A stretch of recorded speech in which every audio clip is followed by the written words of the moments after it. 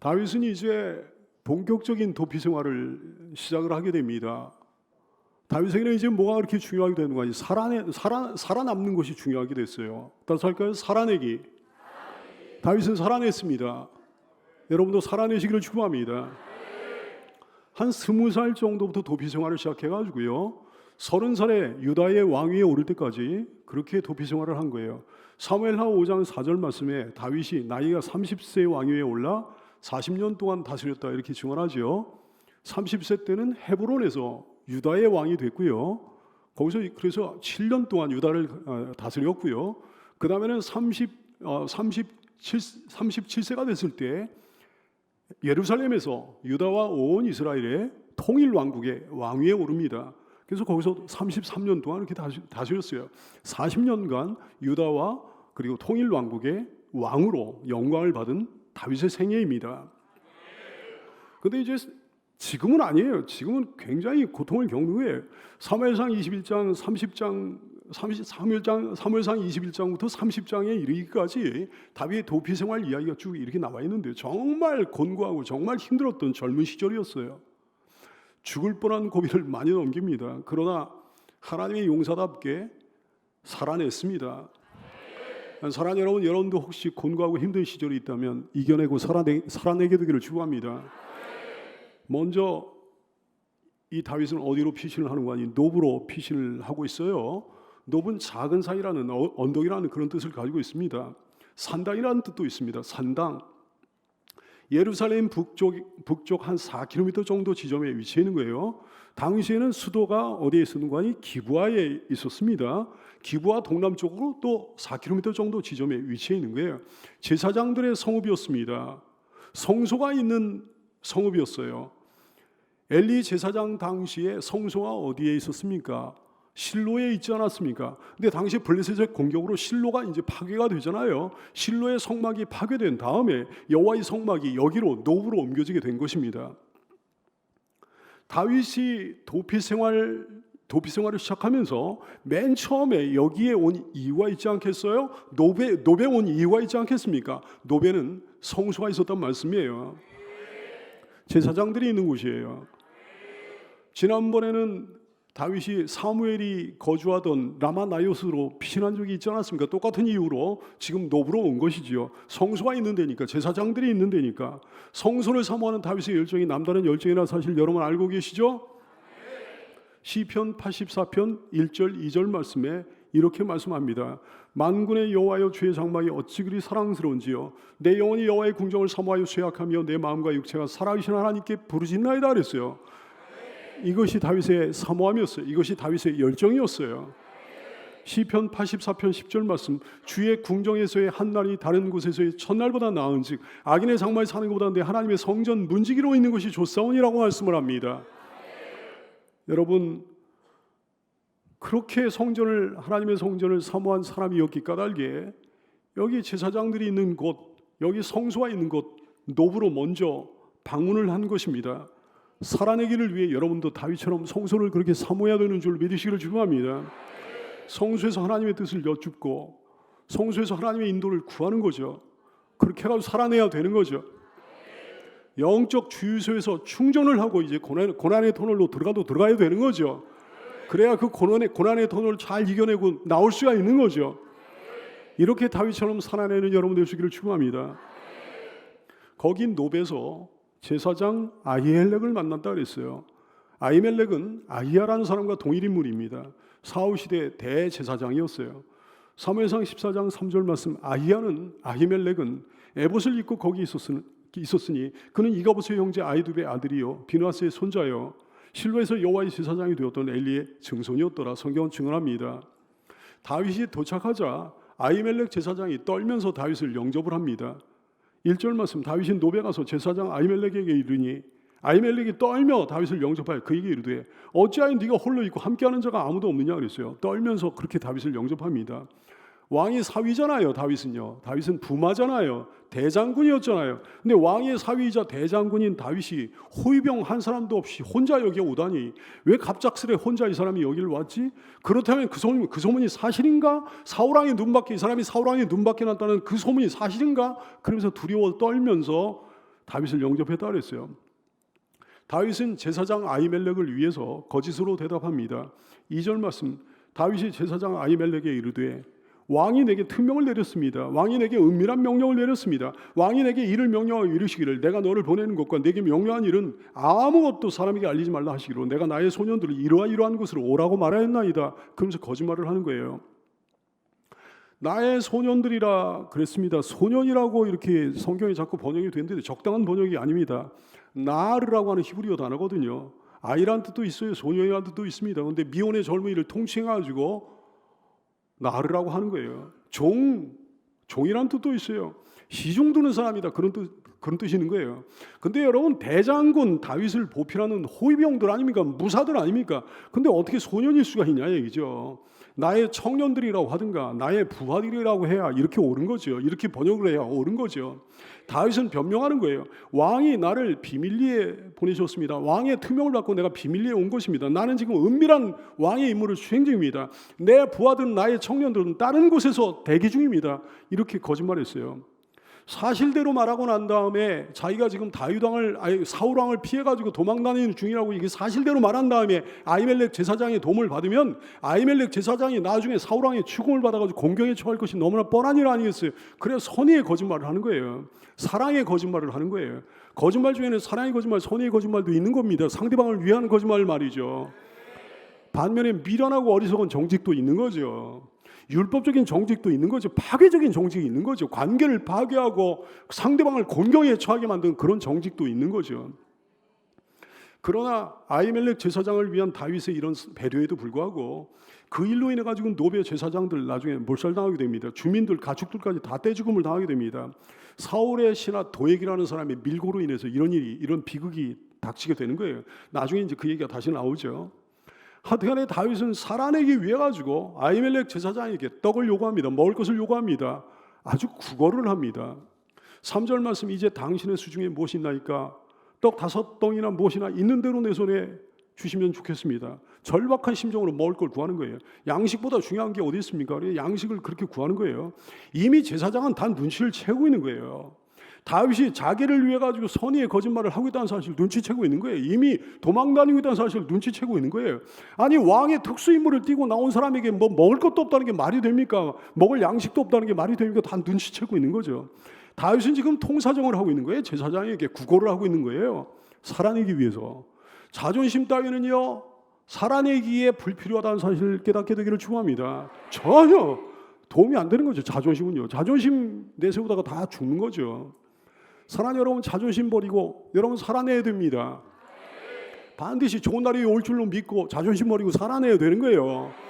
하나님 붙들고 살아내야 되는 거예요. 제사장이 그럽니다. 보통 떡은 없고 거룩한 떡만 있다 그러는 거예요. 4절 말씀, 제사장이 다윗에게 대답하여 이르되 보통 떡은 내 수중에 없으나 거룩한 떡은 있나니 그 소년들이 여자를 가까이만 하지 아니하였더라면 주리라 하는지라 그랬어요. 보통 떡은 일반인들이 식용으로 삼는 떡이고요. 거룩한 떡은 진설병을 얘기합니다. 진설병 여러분 아시죠? 그 전에 안식일부터 다음 안식일까지 일주일간 하나님의 성소의 떡상에다가 진열을 해놓는 그 떡을 갖다 진설병이라고 그래요. 고운 밀가루로 만든 떡 12개입니다. 6개씩 두 줄로 이렇게 진열을 해놓는 거예요. 보통 떡은 평일날 먹습니다. 거룩한 떡은 안식일날 먹습니다. 보통 떡은 사람 앞에서 먹습니다. 거룩한 떡은 하나님 앞에서 먹습니다. 보통 떡은 일반인들이 먹습니다. 거룩한 떡은 제사장이 먹는 떡이에요. 다윗을 돕고 싶은 아히멜렉 제사장은요, 최소한의 이 떡을 내가 너에게 주겠는데 최소한의 정결 조건을 요구하는 거예요. 그 청년들이 여자를 가까이만 하지 아니었더라면 주리라 그랬어요. 하나님께서는 거룩한 만남 이전에 성적인 정결을 요구하시는 하나님이십니다. 시내산에서의 강림 전에 성적인 정결을 하나님께서 요구하셨던 말씀이 출애굽기 19장 15절 말씀, 모세가 백성에게 이르되 준비하여 셋째 날 시내산에서 강림하실 여호와를 기다리고 여인을 가까이 하지 말라, 이렇게 말씀하신 바가 있어요. 다윗은 제사장의 얘기에 대답을 합니다. 우리는 그 율법을 충족하고도 남음이 있습니다 그랬어요. 5절 말씀, 다윗이 제사장이 대답하여 이르되 우리가 참으로 3일 동안이나 여자를 가까이 하지 아니하였나이다. 3일 동안이라 했어요. 레위 레위기의 정결법상 하루면 충분한 거거든요. 그 당일날에만 부정한 거거든. 레위기 15장 15절 18절 말씀, 남녀가 동침하여 설정하였거든 둘 다 물로 몸을 씻을 것이며 저녁까지 부정하리라 했어요. 하루만 부정하리라 그랬는데 요나단과 헤어진 다음에 여기 오기까지 사흘이 소요됐단 말씀입니다. 그러므로 우리가 당연히 정결한 상태입니다. 이렇게 얘기하는 거죠. 게다가 5절 말씀에 보니까 내가 떠난 길이 보통 여행이라도 소년들이 그릇이 성결하였거든 하물며 오늘 그들의 그릇이 성결하지 아니하겠나이까 그랬어요. 일반적인 임무라도 부하들이 정결한 상태일 건데 거룩한 전쟁을 수행하기 전에 하나님께서 성적 정결을 요구하신 바가 있어요. 그러니까 일반적인 임무라도 부하들이 정결한 상태일 텐데 하물며 왕의 특수 임무를 띈 지금은 당연히 정결하지 않겠느냐, 그런 얘기예요. 무슨 얘기입니까? 달라는 거죠. 떡을 제발 달라는 거죠. 필사적인 살아내기예요. 여러분 그렇습니다. 지금을 이겨내야 되는 거예요. 고난을 이겨내야 되는 거예요. 그래야 주님의 기회를 받지 않겠습니까? 제사장은 진설병을 다윗에게 내어줍니다. 6절 말씀, 제사장이 그 거룩한 떡을 주었으니 거기는 진설병 곧 여호와 앞에서 물려낸 떡밖에 없었습니다. 이 떡은 더운 날을 드린 날에 물려낸 것이더라 그랬어요. 더운 떡은 따끈따끈한 새로 구운 새로운 떡을 얘기하는 거죠. 따끈따끈한, 지금 막 지어낸, 막 이렇게 만들어낸 그 떡을 더운 떡이라고 그랬어요. 물려낸 떡이라고 했어요. 교체된 떡을 갖다 물려낸 떡이라고 했어요. 교체된 떡, 물려낸 떡은 이제 좀 딱딱하게 굳은 떡일 거예요. 진설병은 일주일에 한 번씩 새 것으로 교체한다고 조금 아까 말씀드렸지요. 교체한 떡은요, 제사장만 먹을 수 있는 거예요. 성소의 거룩한 장소에서 제사장만 먹을 수 있도록 율법에 규정되어 있었습니다. 그러므로 율법적으로 하면 그 떡을 다윗에게 줄 수가 없는 거예요. 그러나 엘리멜렉 제사장은 다윗을 위해 그 떡을 내어줍니다. 제사장은 지금 영적인 원리를 어기고 있는 걸까요? 아닙니다. 지금 영적인 원리대로 행하고 있는 겁니다. 떡을 내어준 거에 특별한 의미가 있다는 말씀이에요. 성경의 모든 사건들은 영적인 아름다운 상징으로 가득하다는 사실을 깨닫게 되기를 축원합니다. 세 가지 의미가 있어요. 먼저 첫 번째, 율법 대신에 제사장이요 언약을 취한 거예요. 율법 대신에 그리스도를 취한 거예요. 여러분 여기는 다윗이 누굽니까? 다윗이 누구예요? 그리스도의 조상 아니겠습니까? 다윗이 살아야 그 자손 그리스도가 나는 거거든. 그러므로 율법 대신에 언약을 취한 거예요. 율법 대신에 그리스도를 취한 거예요. 둘째, 희생을 의미합니다. 위험 부담을 생각한다면 도저히 할 수 없는 일이지 않겠습니까? 나중에 사울왕에게 문책을 받고 사울왕에게 자기가 큰 위험을 당할 수도 있는 거예요. 근데 기꺼이 위험 부담을 감수하면서 아히멜렉은 그 떡을 내어준 거예요. 요한복음 15장 13절 이하에서 말씀을 하십니다. 사람이 친구를 위하여 자기 목숨을 버리면 이보다 더 큰 사랑이 없다라고 말씀을 하십니다. 셋째, 이제는 누구나 직접 생명의 떡을 취할 수 있다는 것을 의미해요. 제사장만 가능했습니다. 근데 이제 제사장뿐만이 아니고 다윗 같은 일반인도 생명의 떡을 취할 수 있다는 사실을 의미하는 거예요. 주 앞에 누구나 나갈 수 있다는 사실을 의미하는 거예요. 제사장만 나가는 것이 아니라 누구나 나갈 수 있다는 것을 의미하는 거예요. 그러므로 오늘의 이 사건에 대해 나중에 예수님께서도 정죄하지 않으셨습니다. 누구도 정죄하지 않으셨습니다. 마태복음 12장 3절 이하의 말씀, 예수께서 이르시되 다윗이 자기와 그 함께한 자들이 시장할 때 한 일을 잃지 못하였느냐. 그가 하나님의 전에 들어서 제사장 외에는 자기랑 그 함께한 자들이 먹어서는 안 되는 진설병을 먹지 아니하였느냐. 그러나 잘못된 것이 아니라고 말씀하시는 거예요. 그래요. 제사장을 통해 다윗에게 떡을 내주신 하나님이시죠. 이 떡은 무슨 떡이었습니까? 이 떡은 생명의 떡이었습니다. 다윗을 살려낸 생명의 떡이었습니다. 생명의 떡이 뭘 의미합니까? 예수님을 의미합니다. 요한복음 6장 35절, 예수께서 이르시되 나는 생명의 떡이니 내게 오는 자는 결코 줄이지 아니할 터이요 나를 믿는 자는 영원히 목마르지 아니하리라 말씀하셨어요. 요한복음 6장 48절 말씀, 내가 곧 생명의 떡이라 말씀하셨습니다. 그래요. 살아내기를 원합니까 여러분? 그러면 예수님을 온전히 영접해야 되는 거예요. 생명의 떡이신 예수님을 취해야 되는 거예요. 제사장을 통해 다윗에게 떡을 내주신 하나님, 이 떡은 생명의 말씀을 의미합니다. 종을 통해 생명의 떡을 여러분에게 공급해 주시는 하나님이십니다. 생명의 말씀을 공급해 주시는 하나님이십니다. 그걸 어떻게 되는 거 아니? 그건 먹어야 되는 거예요. 말씀은 듣는 게 아닙니다. 듣고 마는 사람이 많잖아요. 듣고 한쪽 귀를 흘려버리는 사람이 많잖아요. 말씀은 공부하는 게 아니에요. 말씀은 지식으로 삼는 게 아닙니다. 말씀은 떡처럼 먹어야 되는 거예요. 계시록 10장 9절 말씀, 내가 천사에게 나아가 작은 두루마리를 달라 한즉 천사가 이르되 갖다 먹어버리라 그랬어요. 내 배는 쓰나 내 입에는 꿀같이 달리라 그랬습니다. 하나님의 말씀이 그런 특성을 가지고 있는 거예요. 하나님의 말씀이 들을 때는 너무나 은혜로워요. 그러나 그 말씀을 순종하기에는 힘이 든 거예요. 그래서 그 배는 쓰다 그러셨어요. 그러나 그걸 소화시켜야 그게 생명이 되는 거예요. 힘들어도 순종해야 생명이 된다 말씀입니다. 사랑하는 여러분, 여러분도 다윗처럼 생명의 떡을 먹게 되기를 축원합니다. 하나님의 말씀을 듣지 말고 하나님의 말씀 공부하지 말고 하나님의 말씀을 먹게 되기를 축원합니다. 그래서 살아내게 되기를 축원합니다. 그러려면 다윗처럼 배가 고파야 되는 거죠. 배가 고파야 사모하지 않겠습니까? 배가 고프니까 다윗은 막 사모하잖아요. 그래 그 떡을 막 섭취하잖아요. 다윗과 그 부하들처럼 정결해야 되는 거예요. 여러분, 그래서 여러분도 다윗처럼 살아내게 되기를 축원합니다. 근데 그 자리에 한 사악한 놈이 있었습니다. 7절 말씀에 보니까 그날에 사울의 신 한 사람이 여호와 앞에 머물러 있었는데 그는 도액이라 이름하는 에돔 사람이요 사울의 목자장이었더라 그랬어요.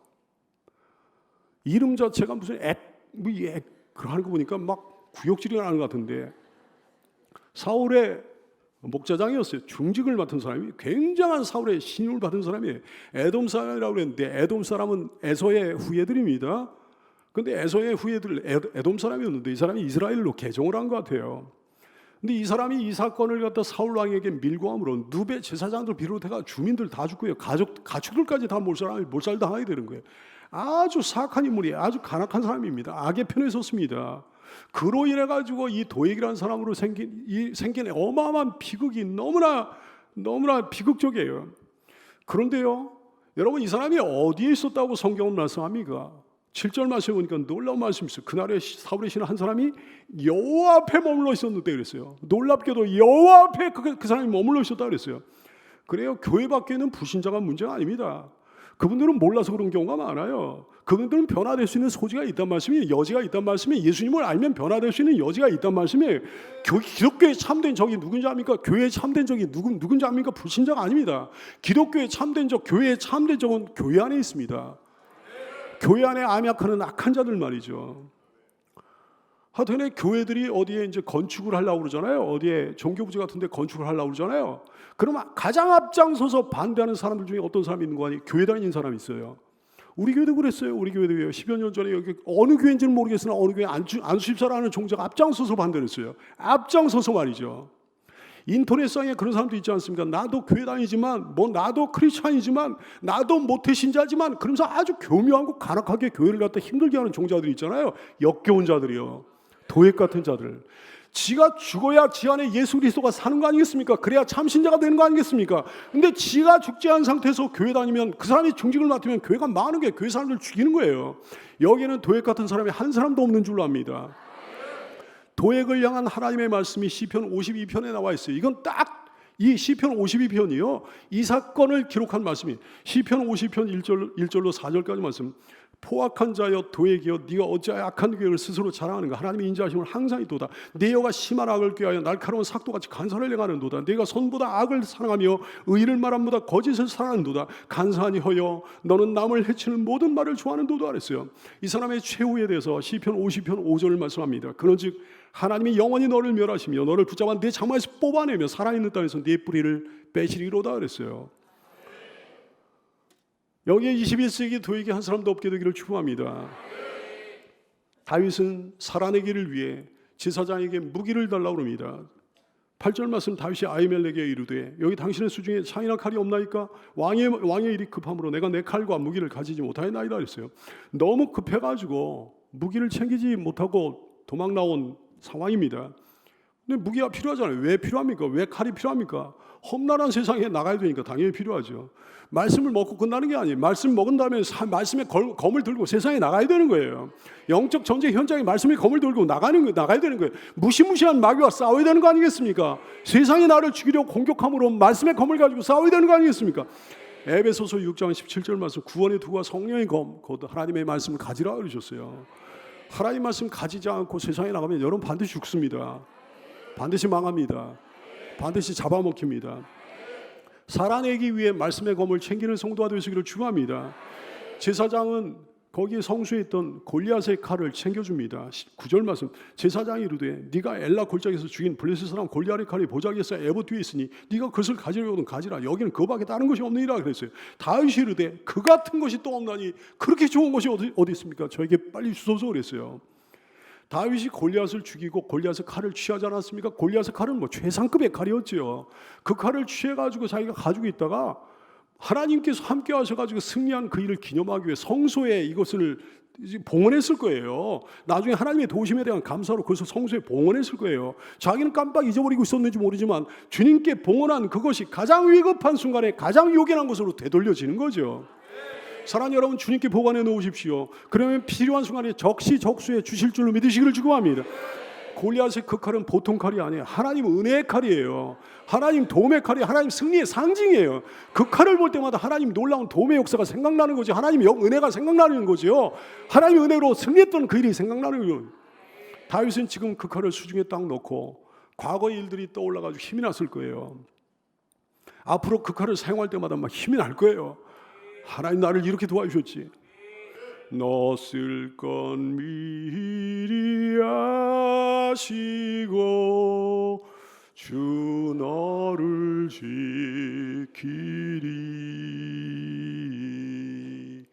구하는 것을 주시며 주 너를 지키리.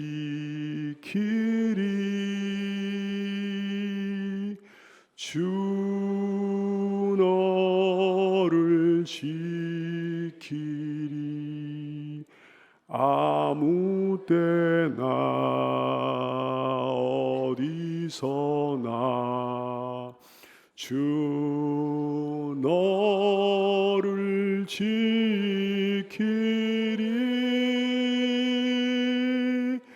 늘 지켜주시리.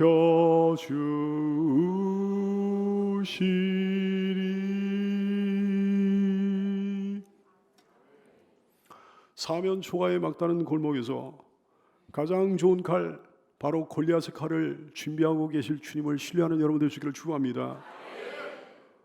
다윗은 너무 급해가지고 이제 가드왕 아기스에게 도망을 하는 거예요. 10절 말씀, 그날에 다윗이 사울을 두려워 일어나 도망하여 가드왕 아기스에게로 간다 그랬어요. 간단한 기록으로 이렇게 기록해 놨지만 얼마나 다급한 상황이었을까요? 얼마나 비참한 도피 생활이었을까요? 이스라엘 영토 전역에 안전한 곳이라고는 없는 거예요. 그래 가드로 갔어요. 가드는 블레셋의 중요한 성읍 중에 하나입니다.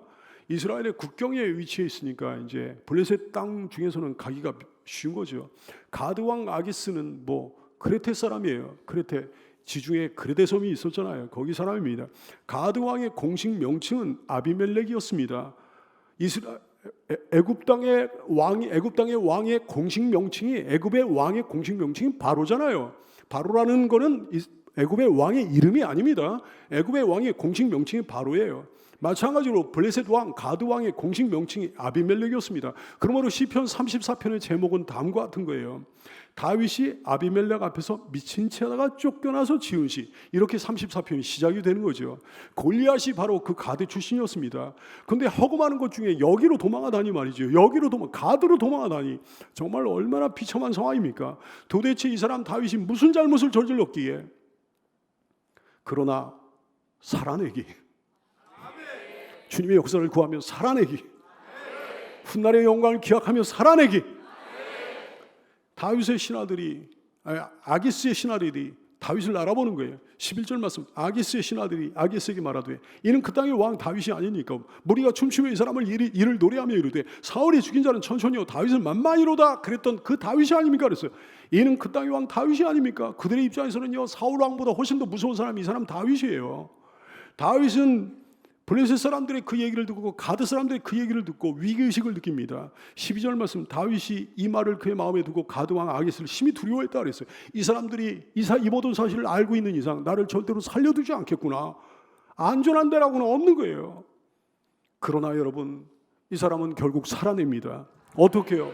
모든 자존심을 다 팽개치고 미친 척을 했어요. 13절 말씀, 그들 앞에서 자기 행동을 변하여 미친 체하고 대문자에게 그적거리며 침을 수염에 흘렸다 그랬어요. 그들 앞에서 그의 행동을 변했다 그랬어요. 상대를 제대로 분간하지 못하는 미친 사람인 것처럼, 자기가 왜 여기 왔는지도 모르는 미친 사람인 것처럼 미친 체하고 그랬어요. 이리저리 비틀거리면서 헤매는 모습을 묘사해 놨습니다. 대문짝에 끄적거렸다 그랬어요. 대문짝에 뜬모를 낙선을 하면서 손을 막 휘둘렀다 그랬어요. 침을 막 수염에 흘렸다 그랬어요. 여러분, 멀쩡한 사람이 미친 체하기가 그게 쉬운 일입니까?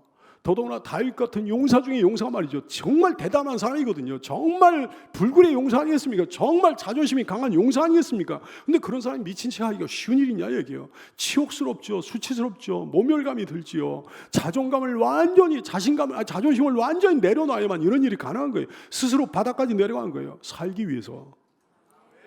참담했을 겁니다. 정말 비참한 기분이었을 겁니다. 그러나 그 일을 했습니다. 우리 옛날 속담에 호랑이는 굶주려도 풀 먹지 않는다, 그런 속담이 있습니다. 호랑이는 굶주려도 풀 먹지 않는다? 아니요. 살아내기 위해서는 풀이라도 먹어야 되는 거죠. 아기스는 질색하면서 다윗을 쫓아내는 거예요. 14절 말씀, 아기스가 그의 신하에게 이르되 너희도 보거니와 이 사람이 미치왕이로다. 어찌하여 그를 내게로 데려왔느냐 그랬어요. 15절 말씀, 내게 미치왕이가 부족하여서 너희가 이 자를 데려다가 내 앞에서 미친 짓을 하게 하느냐. 이 자가 어찌 내 집에 들어오겠느냐 그랬어요. 고대 중근동 사람들의 일반적인 인식이 미친 것은요, 귀신이 들어와서 미친다 이렇게 생각하거든요. 미친 사람과의 상종을 피했습니다. 상종을 피한 거예요. 그러니까 너무 이 사람, 다윗이 싫은 거예요. 이 사람 당장 쫓아내라 그런 거예요. 그러나 여러분, 과연 다윗의 연기만으로 그 많은 가드 사람들이 그렇게 감쪽같이 속았을까요? 거기 틀림없이 다윗을 의심한 사람이 있었을 것 같은데 그 많은 사람들이 그 연기에 속아가지고 그렇게 속아가지고 감쪽같이 속았을까요? 아니요. 아기스와 그 신하들을 속게 하신 분이 있지 않았겠습니까? 하나님 말이죠. 하나님이 도우셨으니까 하나님이 그 사람을 속게 하신 거죠. 그 사람들 속게 하신 거죠. 사랑하는 여러분, 살려는 의지만 있으면 하나님께서 도우실 줄로 믿으시길 바랍니다. 살아내기를 지향한 자기 삶의 의욕만 있다면, 그리고 열심히 노력만 한다면 항상 길은 있는 법이에요. 하나님께서 그 길을 열어주십니다. 하나님께서 챙겨주십니다. 하나님께서 채워주십니다. 하나님께서 보호해 주십니다. 보살펴 주십니다. 함께해 주십니다. 인도해 주십니다. 지켜주십니다. 그것이 우리네 신앙 선배들의 삶이지 않았습니까? 사랑하는 여러분, 하나님 의지하고 살아만 낸다면 모든 고난은 반드시 유익이 될 줄 믿으시기를 축복합니다. 고난을 통해 하나님의 사랑과 늘 깊이 체험하게 되는 거죠. 시편 50편 15절, 환난 날에 나를 부르라. 내가 너를 건지리니 네가 나를 영화롭게 하리로다 그랬어요. 환난 날에 하나님의 은혜를 체험하는 거예요. 고난을 통해 놀라운 것을 얻게 되는 거예요. 고난을 통해 낮아지는 복을 누립니다. 고난을 통해 철저히 하나님을 의지하는 복을 누립니다. 고난을 통해 인생의 모든 분야의 실력을 향상시켜 주십니다. 고난을 통해 연단하시고 고난을 통해 성장시켜 주십니다. 결국 고난을 통해 큰 일꾼 되게 해주십니다. 고난을 통해 모든 환경과 여건을 성숙시켜 주십니다. 고난을 통해 모든 상황을 아름답게 정리해 주십니다. 여러분, 다윗이 왕이 되기 전에 10년 동안 고통을 받았잖아요. 젊은 시절 그렇게 쫓겨다니면서 고통을 받았잖아요. 하나님께서는 그 10년 동안 모든 상황을 정리시켜 주셨습니다. 그 사람이 왕이 될 만한 상황으로 정리시켜 주셨습니다. 그 모든 상황이 그런 상황이 되도록 무르익게 만들어 주셨습니다. 그래, 고난을 통해 하나님께서는 영광에 이르게 하시는 거예요. 야고보서 1장 10절 말씀, 시험을 참는 자는 복이 나니 이는 시련을 견뎌낸 자가 주께서 자기를 사랑하신 자들에게 약속하신 생명의 멸류관을 얻을 것이기 때문이라 말씀하셨어요. 고난을 통해 뿐만 아니라 다른 고난받는 사람들을 이해하게 해주십니다. 고린도후서 1장 3절 이하의 말씀, 찬송하리로다. 그는 우리 주 예수 그리스도의 하나님이시요 자비의 아버지시요 모든 위로의 하나님이시며 우리의 모든 환난 중에서 우리를 위로하사 우리로 하여금 하나님께 받는 위로로서 모든 환난 중에 있는 자들 능히 위로하게 하시는 이시로다. 그리스도의 고난이 우리에게 넘치는 것 같이 우리가 받는 위로도 그리스도로 말미암아 넘치는도다. 우리가 환난 당하는 것도 너희가 위로와 구원을 받게 하려는 것이요 우리가 위로를 받는 것도 너희가 위로를 받게 하려는 것이니 이 위로가 너희 속에 역사하여 우리가 받는 것 같은 고난을 너희도 견디게 하느니라. 너희를 위한 우리의 소망이 경고함은 너희가 고난에 참여하는 자가 된 것 같이 위로에도 그러한 줄을 알미라 하셨어요. 과연 다윗은 이런 고난을 통해 가지고 고난당하는 다른 사람들을 이해하게 된 거예요. 고난당하는 다른 사람들을 위로해 줄 수 있게 된 거예요. 사무엘상 22장 2절 말씀 증언합니다. 환난당한 모든 자와 빚진 모든 자와 마음이 원통한 자가 다 다윗에게로 모였고 다윗은 그들의 우두머리가 되었는데 다윗과 함께한 자가 400명가량이었더라 성경은 증언하고 있지 않습니까? 그러므로 사랑하는 여러분, 살아내야 되는 줄 믿으시길 바라요. 하나님께서 여러분을 귀한 도구로 사용하실 줄로 믿으시고 살아내야 되는 줄로 깨닫게 되기를 축원합니다. 혹시 여러분이 처한 상황이 최악의 상황이라고 여기고 있습니까? 왜 이런 고난이 나에게 왔나 도무지 이해할 수 없는 상황입니까? 다윗보다 최악은 아닐 거예요. 다윗은 정말 최악이거든. 다윗보다 억울하진 않을 거예요. 다윗은 진짜 억울하거든. 만약에 자기가 자기 인생의 최악의 상황을 맞이한 게 맞다고 한다면 이제요 좋아질 일만 남은 거예요. 주가도 바닥을 치면 올라가잖아요. 그러므로 소망을 갖고 살아내야 되는 줄 믿으시길 바랍니다. 자존심 다 버리고 미친 척하여 살아남은 후에 지은 다윗의 시편을 보십시오. 얼마나 위대한 고백이 나오는지 몰라요. 시편 34편이 그때 지은 시예요. 시편 34편의 제목이 다음과 같습니다. 다윗이 아비멜렉 앞에서 미친 채 하다가 쫓겨나서 지은 시라고 그랬어요. 뭐라고 그러는 거니? 내가 여호와께 간구하며 내게 응답하시고 내 모든 두려움에서 나를 건지셨도다. 그들이 주를 앙망하고 광채를 내었으니 그들의 얼굴은 부끄럽지 아니하리로다. 이 곤고한 자가 부르짖음에 여호와께서 들으시고 그의 모든 환난에서 구원하셨도다. 여호와의 천사가 주를 경외하는 자를 둘러 친치고 그들을 건지시는도다.